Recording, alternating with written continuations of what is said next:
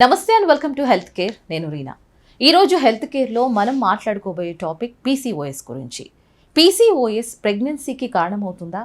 ఫ్యూచర్లో ఎటువంటి ఎఫెక్ట్స్ తోటి మనకి పీసీఓఎస్ అందిస్తుంది? సో దీని గురించి ప్రత్యేకించి మనతో మాట్లాడడానికి అండ్ సవివరంగా తెలియజేయడానికి మనతో పాటు ఉన్నారు డాక్టర్ స్వప్న గారు, gynaecologist and fertility specialist, women and fertility centre నుంచి ఫ్రమ్ హైదరాబాద్.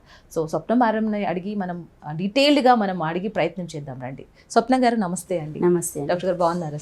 బాగున్నానండి. మేడం, ఈ జనరేషన్లో ప్రతి ఒక్కళ్ళు పీసీఓడి అండ్ పీసీఓఎస్తో చాలా బాధపడుతున్నారు. అసలు పీసీఓఎస్ ప్రాబ్లం ఎందుకు వస్తుందంటారు?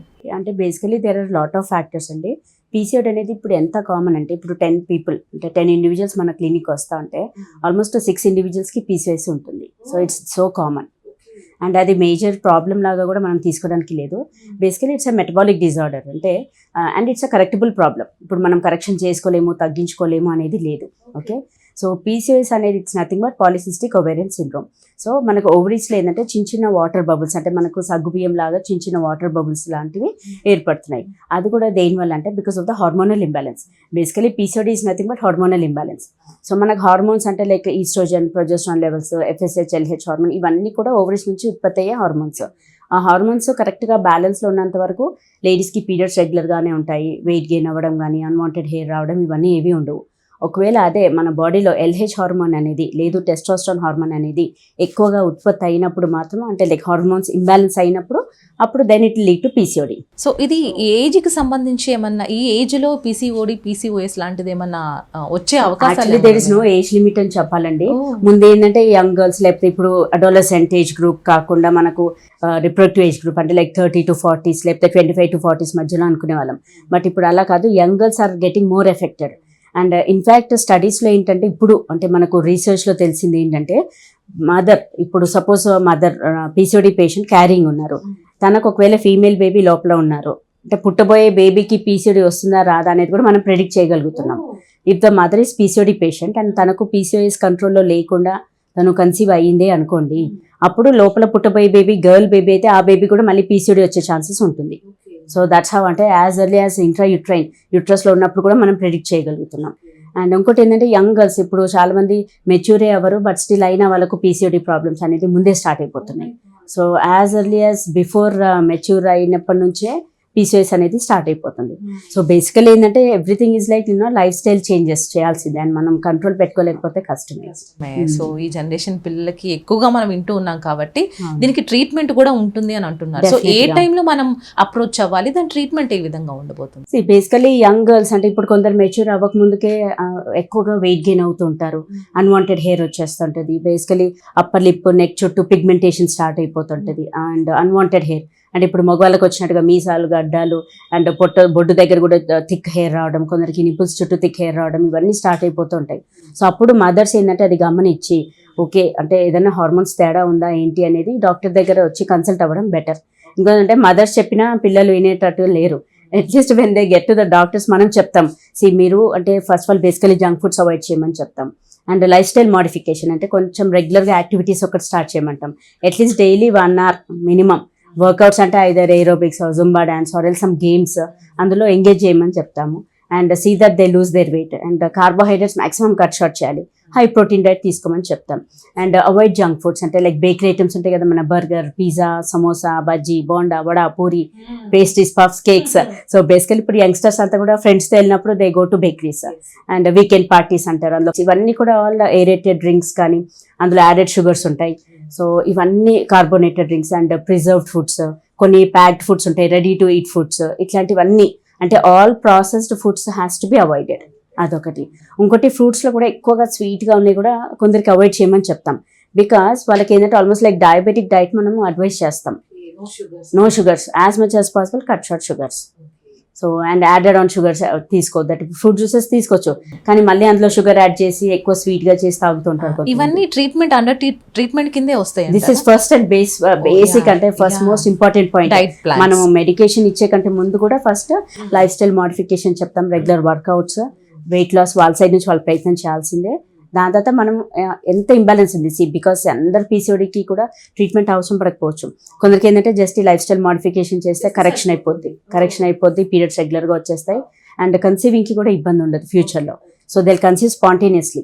అది కొందరికి మాత్రం ఇట్లా హార్మోనల్ ఇంబ్యాలెన్స్ ఎక్కువగా ఉన్న వాళ్ళు ఎంత చేసినా తగ్గరు, బరువు తగ్గరు, ఎంత కంట్రోల్ చేసినా ఎంత వర్కౌట్స్ చేసినా తగ్గట్లేదు అని వస్తారు. అప్పుడు that's when we check out the hormones. అంటే ఇంబ్యాలెన్స్ ఎంత ఎక్కువగా ఉందో చూసి దాన్ని బట్టి మనం కరెక్షన్స్ చేస్తాం. సో కొందరికి కాంట్రసెప్టివ్ పిల్స్ ఇవ్వాల్సి వస్తుంది ఫర్ 1 or 2 months. కొందరికి ఇన్సులిన్ సెన్సిటైజర్స్ లైక్ మెట్ఫార్మిన్ అట్లాంటివి యాడ్ చేసేది ఉంటుంది. కొందరికి ఇన్సులిన్ లెవెల్స్ బాగా ఎక్కువగా ఉంటాయి, అందుకే వాళ్ళకు డైట్ కూడా డయాబెటిక్ డైటే చెప్తాం. సేమ్ షుగర్ పేషెంట్ ఎలా ట్రీట్ చేయాలి వాళ్ళను అలాగే ట్రీట్ చేయాలి. So once insulin levels comes down ఆటోమేటిక్గా వాళ్ళ వెయిట్ లాస్ స్టార్ట్ అవుతుంటుంది అండ్ ఆ పిగ్మెంటేషన్ అనేది కరెక్షన్ అవుతుంటుంది. సో దేర్ ఆర్ లైక్ మన చేతిలో ఉంటుంది స్టెప్ బై స్టెప్. డాక్టర్ ని చక్కగా అప్రోచ్ అవ్వాలి, చెప్పిన వాళ్ళు ఫాలో అవ్వాలి. మెయిన్ కష్టమే ఫాలో అవ్వడం, ఐ అండర్స్టాండ్, బట్ స్టిల్ వాళ్ళు ప్రయత్నం చేయాల్సిందే. అది రైట్. స్వప్న గారు, ఈ మధ్య కాలంలో ఐవీఎఫ్ సంబంధించి చాలా బిజినెస్ జరుగుతుంది. We have lot of hospitals కూడా. సో ప్రతి ఒక్క పీసీఓఎస్ సంబంధించి సమస్యతో బాధపడుతున్న వాళ్ళకి ఈ ప్రెగ్నెన్సీ ట్రీట్మెంట్ అవసరమా? ఈ ట్రీట్మెంట్స్ ఎంత అవసరం పడుతుంది అంటారు? సో ఇట్స్ నాట్ దట్ అంటే అందరూ పీసీఓఎస్ వాళ్ళకు ట్రీట్మెంట్ అవసరం పడుతుంది అని కాదు. అందరూ పీసీఓఎస్ పేషెంట్స్కి ట్రీట్మెంట్ అనేది అవసరం పడదు. అదే పీసీఓఎస్ మైల్డ్ ఇంబ్యాలెన్స్ ఉంది, మనం రెగ్యులర్ వర్కౌట్స్ చేసి కంట్రోల్ చేసుకోగలిగితే ఏంటంటే స్పాంటేనియస్గా కన్సీవ్ అయ్యి ప్రెగ్నెన్సీ పాజిటివ్ టెస్ట్తో వచ్చిన వాళ్ళు ఉన్నారు. కొందరికి మాత్రం లైక్ మైనర్ ఇంబ్యాలెన్సెస్ అట్లా ఉన్నప్పుడు మనము సింపుల్ ఓవులేషన్ ఇంజెక్షన్ స్టార్ట్ చేస్తామండి. అంటే లైక్ కొందరికి సహజంగా ఎగ్ పెరగదు, అంటే పెరిగినప్పుడు ఏంటి మనం సింపుల్ ఓవులేషన్ ఇంజెక్షన్ డ్రగ్స్ అంటే మెడిసిన్స్ ఇస్తాము. ఒక 5 days ఓవులేషన్ ఇంజెక్షన్ మెడికేషన్ ఇచ్చేసి ఎగ్ పెరుగుతుందా లేదా అనేది ఫాలిక్యులర్ స్కాన్స్కి రమ్మంటాం. సో ఆ స్కాన్స్లో మనకు తెలుస్తుంది అంటే ఎగ్ పెరుగుతుందా, పెరిగిన ఎగ్ రిలీజ్ అవుతుందా లేదా. రిలీజ్ అయితే ఓకే, అంటే స్పాంటేనియస్గా రిలీజ్ అయిపోతే ఓకే, లేదు అంటే మాత్రం మనం కొందరికి ఇంజెక్షన్ ఇస్తాం ఎగ్ రిలీజ్ అవ్వడానికి. ఇంజెక్షన్ ఇచ్చేసి ఏ రోజులు కలిసి ఉండాలి అనేది డేట్స్ ఇచ్చేస్తాం. So this is like simple basic first step fertility ట్రీట్మెంట్స్లో. This we call it as ovulation induction. So అలా కూడా మనం 3 to 6 cycles ట్రై చేస్తాం. అప్పటికి కన్సీవ్ అవ్వట్లేదు, లేదు మెయిల్ ఫ్యాక్టర్ అంటే హస్బెండ్ ఫ్యాక్టర్ కూడా ఉంది, వాళ్ళకు వీర్యకణాలు కొంచెం కౌంట్ తక్కువగా ఉంది, కదలిక కొంచెం బార్డర్ లైన్ తక్కువగా ఉంది అన్న వాళ్ళకి మనం నెక్స్ట్ స్టెప్ ఐయుఐ ప్లాన్ చేస్తాం. ఐయుఐ అంటే ఇంట్రాయూట్రైన్ ఇన్సెమినేషన్. సో అందులో ఏంటంటే మనకు same treatment will be the same. అంటే లేడీకి తనకు సెకండ్ నుంచి టాబ్లెట్స్ పెడతాము, ఒక 3 to 4 doses ఆఫ్ ఇంజెక్షన్స్ పెడతాము, ఎగ్ పెరుగుతుందా లేదా స్కాన్స్లో చూసుకుంటాము, ఎగ్ రిలీజ్ అవ్వడానికి ఇంజెక్షన్ ఇచ్చేసి ఎగ్ రిలీజ్ అయ్యే టైంలో హస్బెండ్ వీర్యకణాలు ల్యాబ్లో ఇమ్మని చెప్తాం. సో అది ప్రాసెసింగ్ చేసి మనకి ఏవైతే యాక్టివ్గా కదలిక ఉన్న స్పర్మ్ సెల్స్ ఫిల్టర్ అవుట్ చేసి ఇస్తారు. సో ఆ ఫిల్టర్డ్ స్పర్మ్ సెల్స్ డైరెక్ట్గా మనము గర్భసంచి లోపలికి ఇంట్రడ్యూస్ చేస్తాం. సో వదిలేస్తాం. సో వదిలేసాక అది ఛాన్సెస్ విల్ బి బెటర్. అంటే నార్మల్ ట్రయల్తో కంపేర్ చేస్తే ఐయుఐకి అట్లీస్ట్ ఒక 5% ఛాన్సెస్ పెరుగుతాయి. So this is the next step in fertility treatments. So IUI కూడా మనము అండ్ ప్రొవైడెడ్ ఐయుఐ చేయాలంటే compulsory tube should be open. So IUI చేసే ముందల లేడీస్ ట్యూబ్స్ ఓపెన్ ఉన్నాయా బ్లాక్ ఉందా అనేది రూల్ అవుట్ చేసుకోవాల్సిందే. And of course basic evaluation ఇద్దరు సైడ్ నుంచి కూడా చూసుకుంటాము. అన్ని చూసాక ట్యూబ్స్ ఓపెన్ ఉన్నాయి అయినా స్టిల్ 3 to 6 months ఓవులేషన్ ఇంజెక్షన్తో కన్సీవ్ అవ్వలేదు అన్నప్పుడు ఐయుఐ ఆప్షన్ ఇస్తాం. ఐయుఐ కూడా మాక్సిమం 3 to 4 cycles ఆఫ్ ఐయుఐలో కన్సీవ్ అయిపోతారు చాలా మంది. అప్పటికీ కన్సీవ్ అవ్వట్లేదు అన్నప్పుడు then it comes as unexplain infertility. అంటే అన్ని బాగానే ఉన్నాయి, తినక ఎగ్గు పెరుగుదల బాగానే ఉంది, హస్బెండ్ వీరకణాలు ఓకే, మనం డైరెక్ట్ యూట్రస్ లోపలనే వదిలేస్తున్నాము, అయినా కన్సీవ్ అవ్వట్లేదు అంటే that comes as unexplain infertility. So అలాంటి వాళ్ళకు రెసిస్టెంట్ కేసెస్కి then we go with IVF. ఐవీఎఫ్తో కూడా కన్సీవ్ అవ్వని వాళ్ళకు then comes ICSI. So IVF and ICSI almost ఇంచుమించు సేమ్ ప్రొసీజర్. కాకపోతే ఐవీఎఫ్లో ఏంటంటే మనం ఒక గ్రూప్ ఆఫ్ ఎగ్స్ ఒక గ్రూప్ ఆఫ్ స్పర్మ్ సెల్స్ వదిలేస్తాం. సో స్పర్మ్ సెల్ అవంతలా వెళ్ళి ఫర్టిలైజ్ అవ్వాలి ఎగ్తో. వెరాజ్ ఇక్సీలో ఏంటంటే మనం ఒక ఎగ్ని సెలెక్ట్ చేస్తాము. స్పర్మ్ సెల్లో కూడా ఏదైతే బాగుంది morphologically good looking sperm cell, healthy sperm cell అన్నప్పుడు అది మనం సెలెక్ట్ చేసుకొని ఒక ఎగ్ లోపలికి ఒక స్పర్మ్ సెల్ మనమే ఇంజెక్ట్ చేస్తాం. This we call it as ICSI procedure. So results are much better with ICSI compared with IVF. So IVF తో on an average around 20 to 30% result ఉంటాయి. అట్లీస్ట్ ICSIలో 50 to 60% రిజల్ట్ ఉంటాయి. So అది ఒక పేషెంట్ని మీరు check చేసిన తర్వాత మీకు ఈ డీటెయిల్స్ అన్ని తెలిసిపోతాయా? తెలుసు ప్రొఫైల్ ఇది అవసరం పడుతుంది, వీళ్ళకి ఏది బాగుంటుంది అనేది వాళ్ళ ఇద్దరిది హార్మోన్స్ ఎస్ఏ చేస్తాము. అండ్ నాట్ ఓన్లీ ఇప్పుడు బ్లడ్ ఇన్వెస్టిగేషన్స్ అనే కాదు, ఓవరాల్ హిస్టరీ కూడా చూసుకుంటాం. సో హిస్టరీ వైజ్ ఏంటంటే suppose lady elderly age lady ఉన్నారు, ఆల్రెడీ లైక్ 38-40 yearsతో వస్తారు. అప్పుడు వాళ్ళకి నేను సింపుల్గా టాబ్లెట్స్తో ట్రై చేద్దాం అమ్మ అని చెప్పలేను. And it depends on their reserve also. అంటే మనకి ఏమేజ్ హార్మోన్ ఒకటి చెక్ చేస్తాము. సో ఎగ్స్ మనకు బాడీలో బాగానే ఉన్నాయి అంటే పర్లేదు, మనకు టైం ఉంది. సో మనం చిన్న పద్ధతులు కూడా ప్లాన్ చేసుకోవచ్చు. ఒకవేళ మనకు ఎగ్స్ ఆల్రెడీ తక్కువగా ఉన్నాయి అన్నప్పుడు అప్పుడు మనం ఒక చిన్న పద్ధతులు వీ డోంట్ ఈవెన్ ట్రై. అప్పుడు ఏంటంటే straight away go head with IVF or ICSI. And ఇంకోటి depends on the male factor కూడా. ఇప్పుడు హస్బెండ్లో స్పర్మ్ సెల్స్ చాలా తక్కువగా ఉన్నాయి, like less than 5 million or less than 2 million అలా ఉన్నప్పుడు కూడా వీ డోంట్ సజెస్ట్ ఐయుఐ చేద్దాము అట్లా అని చెప్పేసి మనం టైం వేస్ట్ చేయకూడదు. Because both are equally important. Time is precious. వాళ్ళకి first of all moral support ఒకటి ఉండాలి, and financially also we need to think about the patient. And time అంటే తనకు ఎక్స్ రిజర్వ్ ఎలా ఉంది, హస్బెండ్ సైడ్ నుంచి factor ఎలా ఉంది. సో ఇద్దరిది తక్కువగానే, ఇక్కడ ఎక్స్ తక్కువగానే, ఇక్కడ వీరకణాలు తక్కువగా ఉన్నాయి అన్నప్పుడు I cannot try smaller methods. అప్పుడు ఏంటంటే straight way will go with ICSI అని చెప్తాం. సో వాళ్ళిద్దరు ప్రొఫైల్స్ బట్టి, వాళ్ళిద్దరు ఏజ్ ఫ్యాక్టర్, అండ్ కొందరికి ఏంటంటే యంగ్ ఏజ్ ఉంటుంది but still tubes are blocked, అప్పుడు కూడా నేను చిన్న మెథడ్ ట్రై చేయలేదు. ట్యూబ్స్ బ్లాక్ ఉన్నంత మాత్రాన అంటే అందరికీ ఐవీఎఫ్ అని కాదు, అప్పుడు కూడా మనం ట్యూబ్స్ ఓపెన్ చేయడానికి ప్రయత్నం చేస్తాం. లైక్ లాప్రోస్కోపీ, హిస్టోస్కోపీ చేసి దాంట్లో ట్రై చేస్తాం. ఓపెన్ చేయగలిగితే ఫైన్, హ్యాపీ అండ్ లక్కీ. ఒకవేళ ఓపెన్ చేయలేకపోయాము అన్నప్పుడు అప్పుడు యంగర్ ఏజ్ ఉన్నా కానీ వాళ్ళు ఐవీఎఫ్కి వెళ్ళాల్సిందే. బిఫోర్ దిస్ పీసీఓఎస్ ఉన్న వాళ్ళు పోస్ట్ మ్యారేజ్ బిఫోర్ క్లాసెస్కి ఏమైనా అటెండ్ అవుతూ ఉంటారా? సో మ్యారేజ్ తర్వాత ఏదైనా ప్రాబ్లం కాకుండా ప్రెగ్నెన్సీకి అలాంటి వాళ్ళకి మీరు క్లాసెస్ కూడా తీసుకుంటూ ఉంటారా? బికాస్ ప్రీ మ్యారిటల్ కౌన్సిలింగ్ అంటాం. అంటే మ్యారేజ్ కంటే ముందు కూడా చాలా మంది ఇప్పుడు యంగ్ గర్ల్స్ అంటే అవగాహన కూడా బాగుంది. People are aware of their problems. నాకు somehow periods are irregular madam, ఎందుకో తెలియదు, వెయిట్ గెయిన్ అవుతుంది. కొందరేమో పీరియడ్స్ రెగ్యులర్గా ఉన్నాయి but still I'm putting on weight, unwanted hair వస్తుంది, and I'm going to get married in another 3-4 months. అలా అంటే మ్యారేజ్ కంటే ముందు కూడా చాలా మంది కన్సల్ట్ అవుతూ ఉంటారు. And what are the options? ఇంకోటి కొందరు ఏంటంటే లైక్ నా ఏజ్ ఆల్రెడీ ఇప్పుడు 30 మేడం, ఇప్పుడు నేను మ్యారేజ్ చేసుకుంటున్నాను but I don't want to have kids right now. So what are the options available? అలా మ్యారేజ్ కంటే ముందే వచ్చి మన దగ్గర అంటే లైక్ కన్సల్టేషన్ తీసుకొని దే ఆర్ ఫైండింగ్ అవుట్ అంటే what are the various options available, how to go head, నేను ఇమీడియట్గా ప్లాన్ చేసుకోవాలా లేకపోతే నేను కొంచెం టైం తీసుకోవచ్చునా అనేది కూడా వచ్చి అడుగుతూ ఉంటారు. ఈ మధ్య జనరేషన్ పిల్లలు అందరూ కూడా పర్టికులర్గా 35 తర్వాతే బోర్నే పిల్లలు అంటున్నారు. సో వాట్ యూ సజెస్ట్ అండి, ఇప్పుడు ఈ ప్రాబ్లమ్స్ ఉన్నప్పుడు ఏ టైం వాళ్ళకి మంచిగా హెల్దీ బేబీస్కి అవసరం పడుతుంది? ఐడియల్ టైం నన్ను అడిగితే మాత్రం less than 30 is the ideal time to get married and to have kids also. Okay, so okay educated ఉన్నారు, ప్రొఫెషనల్ స్టెబిలైజేషన్ కావాలి లేకపోతే ఫైనాన్షియల్ స్టెబిలైజేషన్ కావాలి అనుకున్న వాళ్ళు 35 లోపల ప్లాన్ చేయండి అని చెప్తాం, but not beyond that. But ideal age is like 24 to 30 years, because ఆ టైంలో మనకు రిజర్వ్ బాగుంటుంది, నెంబర్ ఆఫ్ ఎగ్స్ బాగుంటాయి, హార్మోన్స్ అన్ని కరెక్ట్గా ఉంటాయి, అండ్ జెనెటిక్ సిండ్రోమ్స్ అంటే లైక్ జెనెటిక్ ప్రాబ్లమ్స్ కూడా తక్కువగా ఉంటాయి, యంగ్ ఏజ్లో కన్సీవ్ అవుతాయి. అండ్ ఎల్డర్ ఏజ్ వస్తున్న కొద్ది మళ్ళీ అంటే ఎగ్స్ కూడా ఏజింగ్ అయిపోతాయి. అండ్ మోర్ ఓవర్ మదర్కి లేటర్ ఏజెస్లో ప్రెగ్నెన్సీ వస్తే వాళ్ళకు బీపీ, షుగర్ వచ్చే ఛాన్సెస్ కూడా ఉంటుంది. అదే యంగ్ ఏజ్లో అనుకోండి ఆ ఛాన్సెస్ అన్ని కూడా we can rule out. Amazing అండి. అండ్ ఇంతకు ముందు ఎగ్స్ గురించి మాట్లాడుతున్నప్పుడు ఈ మధ్య ఎగ్స్ స్టోరేజ్ అండ్ ఫ్రీజింగ్ గురించి మాట్లాడుతున్నారు. సో అది ఏ వయసుతో మనకి సంబంధం లేకుండా మనం స్టోరేజ్ చేసుకోవచ్చా? బిఫోర్ అంటే ఇప్పుడు ఏజ్ బట్టి 35 అబోవ్ తర్వాత ప్రెగ్నెన్సీ అంటున్నారు కదా, ఈ లోపే ఫ్రీజ్ చేసుకోవచ్చు అంటారా? ఈజ్ ఇట్ సేఫ్ అంటారా? It's quite safe procedure, nothing to worry at all. And egg freezing లో కూడా చాలా మిత్స్ ఉన్నాయి. Today let us bust out those myths also. Okay, so basically egg freezing అనేది అంటే సోషల్ ఎగ్ ఫ్రీజింగ్ అంటాం. So not for fancy things, we are not suppose to store for fancy things, social egg freezing అంటాం. So egg freezing అనేది కొన్ని కేసెస్లో మాత్రం very much indicated. ఎవరికి అంటే యంగ్ గర్ల్స్, కొందరికి ఓవేరియన్ క్యాన్సర్స్ ఉంటాయి, లేదు some tumours in the body, వాళ్ళకి ఏంటంటే కీమోథెరపీ, రేడియోథెరపీ సజెస్ట్ చేస్తారు. సో కీమో అండ్ రేడియోథెరపీ వెళ్ళే ముందల వాళ్ళని ఎగ్స్ని మనం అంటే ఓవరీస్ని స్టిమ్యులేట్ చేసి ఎగ్స్ రిట్రీవ్ చేసి మనం ఎగ్స్ ఫ్రీజ్ చేసుకోవచ్చు. బికాజ్ ఏమవుతుంది, మనం ముందే ఎగ్ ఫ్రీజింగ్ చేయలేదు అనుకోండి, అలా యంగ్ గర్ల్స్ వాళ్ళు రేడియోథెరపీ కానీ కీమోథెరపీకి ఎక్స్పోజ్ అయినప్పుడు వాళ్ళకి డెఫినెట్గా ఓవరీస్ కూడా ఎఫెక్ట్ పడతాయి. సో మన number of eggs goes down, లేదు ఎగ్ క్వాలిటీ కూడా ఎఫెక్ట్ పడవచ్చు. సో రేడియేషన్ ఎక్స్పోజర్ కంటే ముందే మనం హెల్దీ ఎగ్స్ని రిట్రీవ్ చేసి దాన్ని స్టోర్ చేసుకోవడం better option. That's one thing. Second thing ఏంటంటే లైక్ ఆల్రెడీ లేడీకి లైక్ క్యాన్సర్ వల్ల ఒక ఓవరీ తీసేశారు, ఇంకొక ఓవరీ మాత్రమే ఉంది, అండ్ ఆ ఓవరీలో కూడా ఫ్యూచర్లో వచ్చే ఛాన్సెస్ ఉంది అని చెప్పొచ్చు. అంటే హిస్టోపెథాలజీ కొందరు ఏంటంటే టెస్ట్కి తీసి హిస్టోపెథాలజీకి పంపించినప్పుడు chances of spread to the other ovary అని కూడా చెప్తారు డాక్టర్స్.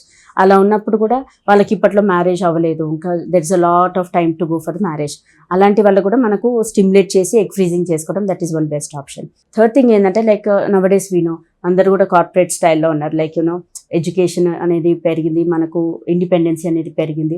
సో లేడీస్లో ఏంటంటే even after marriage first of all they are planning for late marriages. So నేను ఓన్లీ ఆఫ్టర్ 35 or 38 తర్వాతే మ్యారేజ్ చేసుకుంటా, but I want at the same time I want to have baby with my own eggs, అంటే నా ఎగ్తోనే conceive అవ్వాలి అని కూడా ఎవరికైనా ఉంటుంది, మన ఓన్ ఎగ్తోనే కన్సీవ్ అవ్వాలి అని.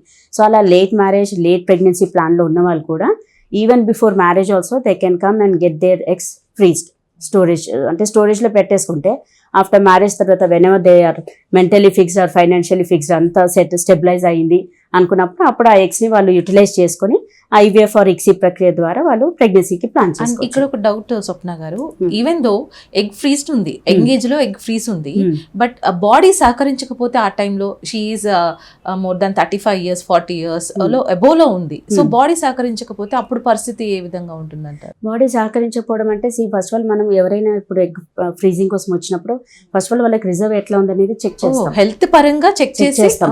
చెక్ చేసి అసలు నెంబర్ ఆఫ్ ఎగ్స్ ఎట్లా ఉన్నాయి, మనకు రిజర్వ్ బాగానే ఉందా or else is it going down, అది చూసి కూడా దాన్ని బట్టి మనం ఫ్రీజ్ చేసి పెడతాం. అండ్ ఇంకోటి ఏంటంటే ఎగ్ ఫ్రీజింగ్ చేసినంత మాత్రాన డోంట్ థింక్ అంటే మనం డెఫినెట్గా ఐవీఎఫ్ ద్వారానే మళ్ళీ అంటే కన్సీవింగ్కి ఆప్షన్ ఈజ్ ఓన్లీ ఐవీఎఫ్ అని కూడా అనుకోవద్దు. ఎగ్ ఫ్రీజింగ్ ఏంటంటే సేఫర్ సైడ్గా మనం ఎగ్స్ కొని ప్రిజర్వ్ చేసి పెట్టేసుకున్నాం, but every month 1 or 2 eggs ఉత్పత్తి అవుతూనే ఉంటాయి బాడీలో కదా. సో ఈవెన్ అంటే మనం ఎగ్ ఫ్రీజింగ్ పెట్టుకున్నా కానీ వెన్ దే గెట్ మ్యారీడ్ వాళ్ళు నార్మల్గా కూడా ట్రై చేయొచ్చు, అట్లీస్ట్ ఒక 3-4 months or even up to 1 year కూడా ట్రై చేయొచ్చు. ప్రొవైడెడ్ సైకిల్స్ రెగ్యులర్గానే ఉన్నాయి, రిజర్వ్ బాగానే ఉంది అన్నప్పుడు ట్రై చేయొచ్చు. అప్పటికి కన్సీవ్ అవ్వలేదు అన్నప్పుడు ఎట్లాగో బ్యాకప్ స్టోరేజ్ ఎగ్స్ ఉన్నాయి, వాటితో ఐవీఎఫ్కి వెళ్ళొచ్చు. అదొకటి. ఇంకోటి చాలా మంది అడుగుతుంటారు, మేడం ఎగ్ ఫ్రీజింగ్ అంటే మా బాడీలో ఉన్న ఎగ్స్ అన్నీ తీసేసారా, ఇప్పుడు మాకు మళ్ళీ నెక్స్ట్ మంత్ నుంచి అసలు ఎగ్స్ ఉత్పత్తి అవ్వవా, నెక్స్ట్ మంత్ నుంచి మాకు పీరియడ్స్ వస్తాయా రావా అంటే అది కూడా అట్లా అడుగుతూ ఉంటారు. So nothing related to that. So egg freezing అనేది మనం ఆ పర్టికులర్ సైకిల్లో స్టిమ్యులేట్ చేస్తాం. Actually we do hyper stimulation, అవసరం కంటే కొంచెం ఎక్కువగా స్టిమ్యులేట్ చేసి so that what ever eggs ఏవైతే వస్తాయో అవి మనం ఫ్రీజ్ చేసి పెట్టేస్తాం. బట్ డజంట్ మీన్ అంటే లైక్ ఎవ్రీ మంత్ వాళ్ళకు పీరియడ్స్ రెగ్యులర్గానే ఉంటాయి, every month 1 or 2 eggs release అవుతూనే ఉంటాయి. So even after egg freezing వాళ్ళకి పీరియడ్స్ రెగ్యులర్గా ఉంటాయి, no way it affects the periods. And ఇంకోటి ఇది ఓవులేషన్ కానీ ఎగ్ డెవలప్మెంట్ కానీ యాజ్ యూజువల్ నడుస్తూనే ఉంటుంది. సో ఉమెన్కి ఎగ్ ఫ్రీజింగ్ అనే ఆప్షన్ ఉంది. సో ఇప్పుడు మనకి బాయ్స్కి వస్తే, మేల్ వర్షన్కి వస్తే what they can do? They also can go for sperm freezing. Why gender inequality? Even gents can also preserve their sperms. Okay. Yeah. ఎందుకంటే వాళ్ళు కూడా కొన్ని క్యాన్సర్స్ కొన్ని ట్యూమర్స్ ఉంటాయి. సో ఈవెన్ వాళ్ళు కూడా కీమోథెరపీ రేడియోథెరపీకి వెళ్ళాల్సి వచ్చినప్పుడు డెఫినెట్గా వాళ్ళది ఎక్స్పోజర్తోని స్పర్మ్ ప్రొడక్షన్ అనేది ఎఫెక్ట్ పడవచ్చు. సో అలాంటి వాళ్ళకు కూడా before they go for any chemotherapy are radiotherapy వాళ్ళు కూడా వచ్చేసి స్పర్మ్స్ ఫ్రీజ్ చేసుకుంటారు. అమేజింగ్ అండి. స్వప్న మ్యామ్, ఒకసారి ఐవీఎఫ్తో ప్రెగ్నెన్సీ వచ్చింది, తర్వాత నార్మల్ ప్రెగ్నెన్సీ కోసం ట్రై చేస్తున్నారు, అది జరగచ్చు అంటారా? యా డెఫినెట్గా. అండ్ యాక్చువల్లీ మాకు లైవ్గా అంటే మేము మా పేషెంట్స్ ఫస్ట్ టైం ఐవీఎఫ్తో కన్సీవ్ అయిన వాళ్ళు, సెకండ్ టైం స్పాంటేనియస్గా న్యాచురల్గా ప్రెగ్నెన్సీ కన్సీవ్ వచ్చిన వాళ్ళు కూడా ఉన్నారు. ఎందుకోసం అంటే I'll tell you the logic.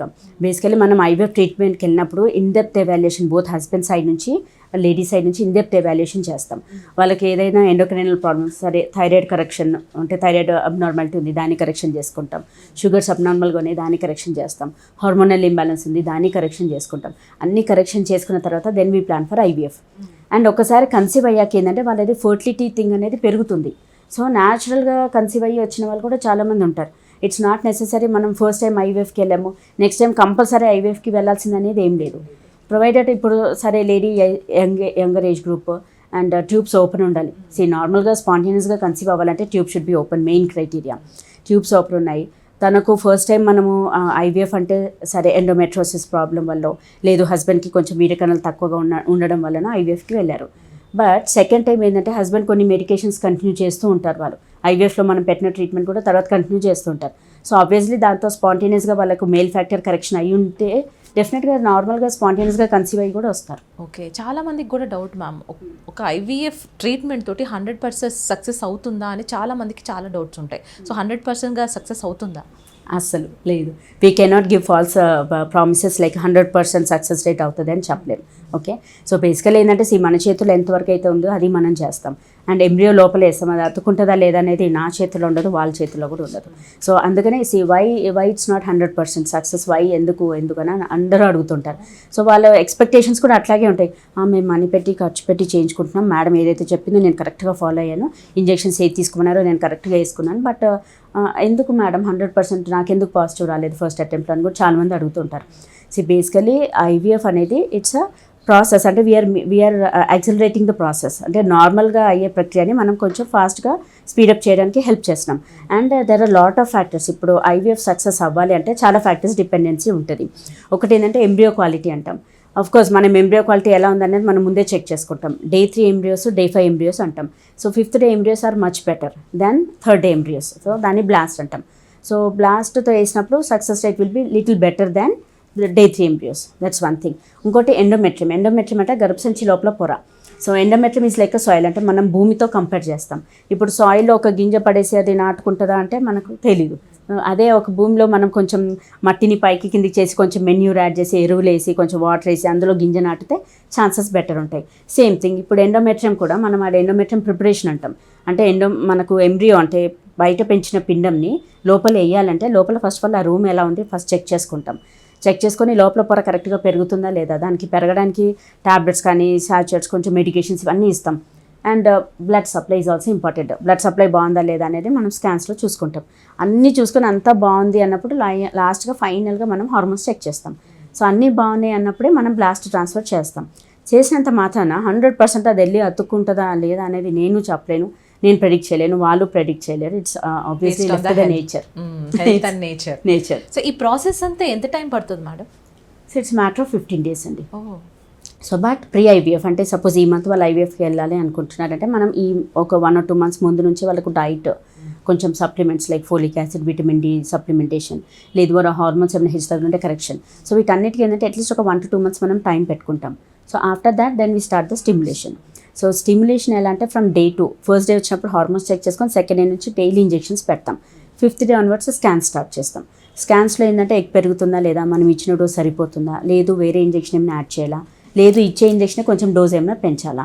So ఇవన్నీ ఏంటంటే మనం స్కాన్ బట్టి we take a decision. So once egg reaches mature size అంటే 18 mm, 20, 22 mm ఆ సైజ్ రావాలి. సో అది యూజువల్గా on an average around 9 to 12 days of ఇంజెక్షన్స్లో ఆ సైజ్ వచ్చేస్తుంది. వచ్చినప్పుడు అప్పుడు ఎగ్ మెచ్యూర్ అవ్వడానికి ఇంజెక్షన్ ఇచ్చేసి ఆఫ్టర్ 36 hours తర్వాత అండర్ అనెస్థీషియా మనం స్కాన్లో అంటే ట్రాన్స్వెజనల్ స్కాన్లో చూస్తూ ఎగ్ రిట్రీవల్ చేస్తాం. సో ఇది whole procedure will take around 15 days. So eggs retrieve చేశాక మళ్ళీ మనకు ల్యాబ్లో అది ఫర్టిలైజేషన్ చేసి ఎలా పెరుగుతున్నాయి అవన్నీ కూడా అసెస్మెంట్ చేస్తూ ఉంటాం. సో ఓవరాల్గా ఆన్ అండ్ యావరేజ్ అయితే 12 to 15 days is the time for IVF. And suppose తన హార్మోన్స్ బాగున్నాయి, తన లోపల లైనింగ్ బాగానే ఉంది అంటే మనం సేమ్ సైకిల్ ట్రాన్స్ఫర్ కూడా చేసేస్తాం. That we call it as fresh transfer. కొందరికి మాత్రం హార్మోన్స్ సహకరించవు, అంటే హార్మోన్స్ ఉండాల్సిన దానికంటే ఎక్కువగా ఉంటాయి, లేదు పొర ఎండోమెట్రియం అవసరం దానికంటే ఎక్కువగా పెరిగిపోయి ఉంటుంది. అలా ఉన్న వాళ్ళకి మనం అసలు ఎంబ్రియో ట్రాన్స్ఫర్ చేయము, ఆ మంత్ ఫ్రీజ్ చేసేస్తాం. ఫ్రీజ్ చేసి నెక్స్ట్ మంత్ ఫ్రెష్గా పీరియడ్ వచ్చాక అప్పుడు మనం ఎంబ్రియో ట్రాన్స్ఫర్కి ప్లాన్ చేస్తాం. సో ఈ గడిచిన రోజుల తర్వాత ఐవీఎఫ్ దగ్గర ప్రాసెస్ స్టార్ట్ అయిన తర్వాత ఇది ఫెయిల్ అవుతుంది అని మీకు అనిపిస్తుందా ముందే? వాళ్ళకి ఎలా కన్విన్స్ చేస్తారు మీరు? ఇది ఖచ్చితంగా ఫెయిల్ అవుతుంది, ఖచ్చితంగా పాజిటివ్ వస్తుంది అని చెప్పలేము. కానీ మాకేంటంటే కొన్ని కేసెస్లో వీ కెన్ ప్రెడిక్ట్. ఎప్పుడు అని అంటే సరే తన ఎంబ్రియోస్ యావరేజ్ క్వాలిటీ ఉన్నాయి. సో అప్పుడు ఏంటంటే మనకు పేషెంట్కి ముందే కౌన్సిలింగ్ ఇస్తాం, అంటే ముందే చెప్తాం. So that they should be mentally prepared. వాళ్ళకి ఏంటంటే అబ్బా చాలా బాగున్నాయి మీ ఎంబ్రియోస్, ఎక్సలెంట్, ప్రొసీజర్ కూడా చాలా బాగుంది, వచ్చేస్తుందమ్మా ఫస్ట్ అటెంప్ట్ అనేది. I never give that false promise.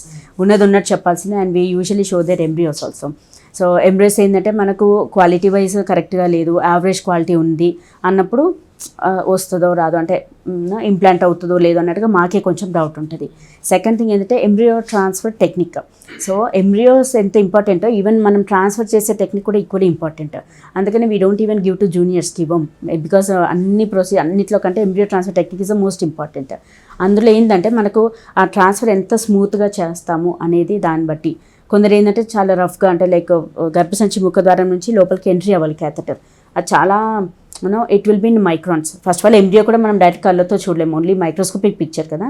So దాన్ని జెంటిల్గా లోపల ఎక్కడ డ్యామేజ్ కాకుండా లోపల జెంటిల్గా ఇంట్రడ్యూస్ చేయాలి. So that technique is very important. కొందరికి ఏంటంటే మనం ఎంబ్రియో ట్రాన్స్ఫర్ చేసేటప్పుడు అబ్స్ట్రక్షన్స్ అంటే కొన్ని హర్డిల్స్ వస్తాయి. ఎలా అంటే లైక్ గర్భసంచి ముఖద్వారం టైట్గా క్లోజ్ అయిపోయి ఉండడము, అలా ఉన్నప్పుడు మనం ట్రాన్స్ఫర్ క్యాథెటర్ నేను పంపించలేను. సో ఇలా హర్డిల్స్ కావద్దని చెప్పి మనం ఒక 1 month ముందు కూడా మనం హిస్టోస్కోపీ చేసుకుంటాం. అంటే ఆల్రెడీ గర్భసంచి లోపలికి కెమెరా పంపించి అన్నీ కరెక్ట్గా ఉన్నాయా లేవో ఇవన్నీ ముందే చూసుకుంటాం. బట్ కొన్ని కేసెస్లో మాత్రం unexpected complications like cervical stenosis అవ్వచ్చు, అప్పుడు కూడా మనకి ఎంబ్రియో ట్రాన్స్ఫర్ టెక్నిక్ కొంచెం డిఫికల్టీ అవుతాయి. కొందరికి ఏంటంటే ముందు సిజేరియన్ అయ్యి ఉండి గర్భసంచి కంప్లీట్గా ఇలా బెండ్ అయిపోయి ఉంటుంది. సో అలా ఉన్నప్పుడు కూడా నా క్యాథెటర్ స్మూత్గా పోదు, అప్పుడు నేను ఇన్స్ట్రుమెంట్ పట్టి యూట్రస్ని స్ట్రైట్ చేసి అప్పుడు వేయాల్సి వస్తుంది. సో అది కూడా కొంచెం డిఫికల్ట్ ట్రాన్స్ఫర్ అన్నట్టుగానే. So we usually mention it of, and transfer అయ్యాక కూడా వాళ్ళు బయటకు వచ్చి చెప్తాం there was little difficulty in transfer, so just hope for the best. So వాళ్ళకు ఒక ఐడియా అయితే ఉంటుంది, ఏదో ట్రాన్స్ఫర్ అప్పుడు కొంచెం డిఫికల్టీ అన్నారు మేడం, సో మాకు రిజల్ట్స్ ఎట్లా ఉంటాయో అన్నట్టుగా కొంచెం మైండ్ సెట్ అయ్యి ఉంటుంది. And anyway let us hope for the best అనుకుంటున్నాను. So we give them a hint, embryos అయితే ఎట్లా ఉందో క్వాలిటీ అయితే అది ఫస్ట్ క్లియర్గా చెప్పేస్తాం, బట్ ఎంబ్రియో ట్రాన్స్ఫర్ టెక్నిక్లో ఏదైనా డిఫికల్టీ ఫేస్ చేస్తే కూడా చెప్పేస్తాం. అమేజింగ్ స్వప్న గారు, చాలా చక్కగా వివరించారు. నాకున్న డౌట్స్ అండ్ వ్యూవర్స్కి ఉన్న డౌట్స్ కూడా క్లియర్ అయినాయి నేను అనుకుంటున్నాను. ఇంకేమైనా డౌట్స్ ఉంటే ఫ్యూచర్లో నెక్స్ట్ ఎపిసోడ్లో అడిగే ప్రయత్నం yeah definitely they can put it in the comment section. Thank you so much for your valuable time Swapna garu. Thank you. So చూసారు కదా, మీకు కూడా PCOS అండ్ ఫర్టిలిటీకి సంబంధించి ఏమైనా డౌట్స్ ఉన్నా కూడా కమెంట్ మాకు తప్పకుండా తెలియజేయండి. నెక్స్ట్ ఎపిసోడ్లో మళ్ళీ కలుసుకునే ప్రయత్నం చేస్తాం. నమస్తే.